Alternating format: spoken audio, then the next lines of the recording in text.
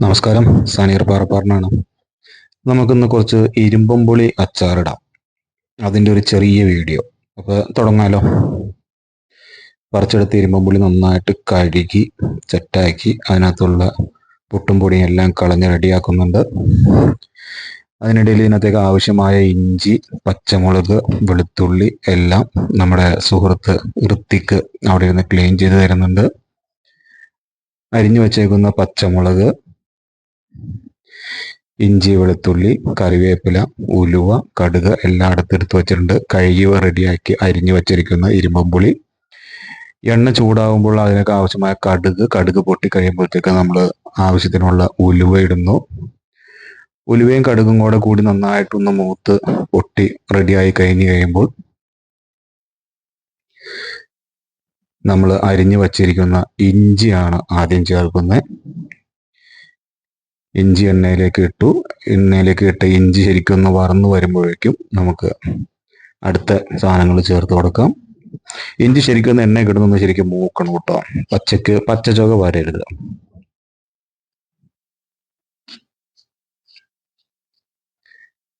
അപ്പോൾ ഇഞ്ചി ഇട്ട് നന്നായിട്ടൊന്ന് മൂത്ത് വന്നതിന് ശേഷം കൊത്തി അരിഞ്ഞ് വച്ചിരിക്കുന്ന വെളുത്തുള്ളി ഇട്ട് കൊടുക്കുകയാണ്.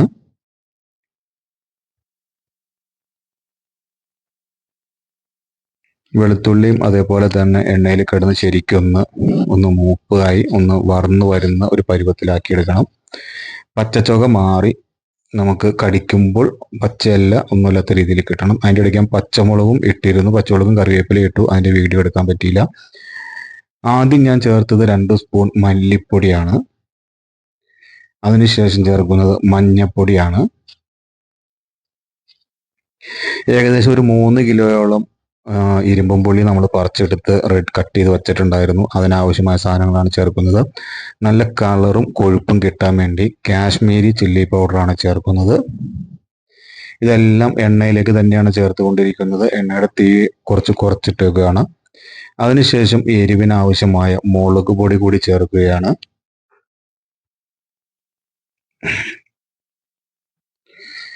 അതിനുശേഷം കുറച്ച് കായം ആണ് ചേർക്കുന്നത്. കുറച്ച് കായപ്പൊടി കൂടി ചേർത്ത് ഇനി ഇവയെല്ലാം കൂടി നന്നായിട്ട് ആ എണ്ണയിൽ ഒന്ന് വഴറ്റി ഒന്ന് മൂപ്പിച്ച് മിക്സ് ചെയ്തെടുക്കുകയാണ്.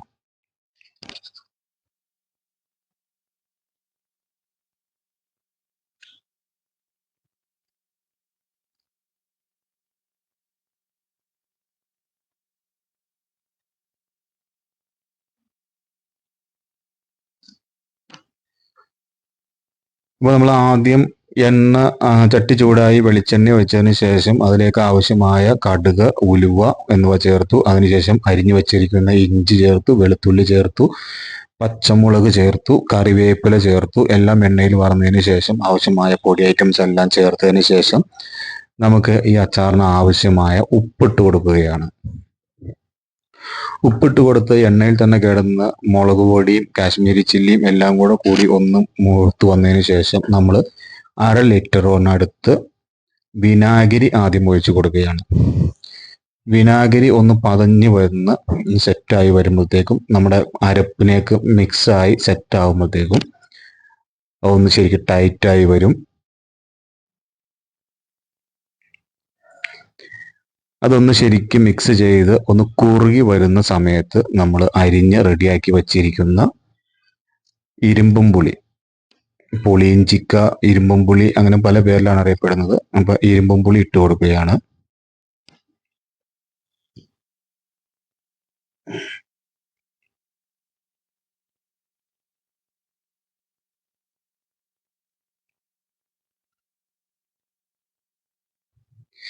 ഇരുമ്പും പുളി ഇട്ടതിന് ശേഷം നമ്മൾ നന്നായിട്ട് ഇരുമ്പും പുളി ഉടഞ്ഞു പോകാത്ത രീതിയിൽ ചട്ടുകം കൊണ്ട് ശരിക്ക് ഇളക്കി മിക്സ് ചെയ്തെടുക്കുകയാണ്.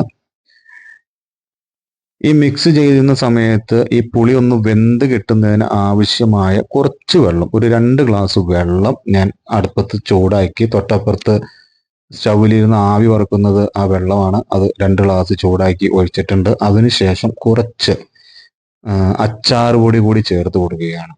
അച്ചാർ പൊടി നമ്മൾ ആദ്യം മറ്റേ എണ്ണയിൽ മൂപ്പിച്ച സമയത്ത് നമ്മൾ ഇട്ടിട്ടില്ല. പുളി ഇട്ടതിന് ശേഷം എല്ലാം കഴിഞ്ഞതിന് ശേഷമാണ് നമ്മൾ ഇടുന്നത്. അത് കഴിഞ്ഞതിന് ശേഷം ഇളക്കുന്നതിന് മുന്നേ തന്നെ നമ്മൾ അടച്ചു വെച്ച് ഒരു 5 മിനിറ്റ് ഒന്ന് ആവി കയറ്റി വേവിച്ച് തിള കയറ്റി എടുത്തിട്ടുണ്ട്. അതെല്ലാം ഒന്ന് മിക്സ് ആക്കി അതിന് ശേഷം വീണ്ടും കുറച്ച് കായപ്പൊടി കൂടി അതിൻ്റെ മുകളിൽ തളിച്ചു കൊടുക്കുന്നുണ്ട്.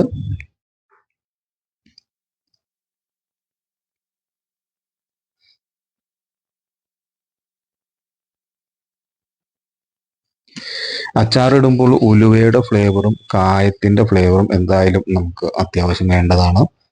കുറച്ചുകൂടി അച്ചാർ പൊടി കൂടി അവസാനമായിട്ട് ഇട്ട് കൊടുക്കുന്നുണ്ട്.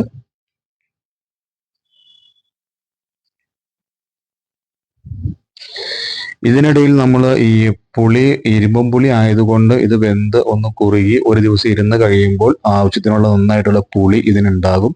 ആ സമയത്ത് നമ്മളിത് മിക്സ് ചെയ്യുന്ന സമയത്ത് ഉപ്പും പുളി കുറവാണെങ്കിൽ കുറച്ചുകൂടി വിനാഗിരി കൂടി ചേർക്കുക. ഉപ്പ് കുറവാണെങ്കിൽ ഉപ്പും കൂടി ചേർത്ത് കൊടുക്കുക. ഇത് അവസാന സമയത്തേക്ക് എത്തുന്ന സമയത്ത് നമ്മൾ കുറച്ച് പച്ച വെളിച്ചെണ്ണ കൂടി അതിൻ്റെ മുകളിലേക്ക് താളിച്ചു കൊടുക്കുകയാണ്. കടുകെണ്ണയോ അല്ലെങ്കിൽ എള്ളെണ്ണയോ അങ്ങനെയുള്ള ഒന്നും തന്നെ ഞാനോട് ചേർക്കുന്നില്ല. ഞാനെല്ലാം വെളിച്ചെണ്ണയിൽ തന്നെയാണ് ചെയ്യുന്നത്. ഏറ്റവും അവസാനം എല്ലാം കഴിഞ്ഞ് നമ്മുടെ അച്ചാർ ഇവിടെ റെഡി ആയിട്ടുണ്ട്. ശരിക്കും വെന്ത് ഉടഞ്ഞു തുടങ്ങിയ പാകത്തിന് നല്ല അടിപൊളി അച്ചാറാണ്. ഇനി ഒരു ദിവസം ഇതിങ്ങനെ തന്നെ വച്ച് അവസാനം ഉപയോഗിക്കുക.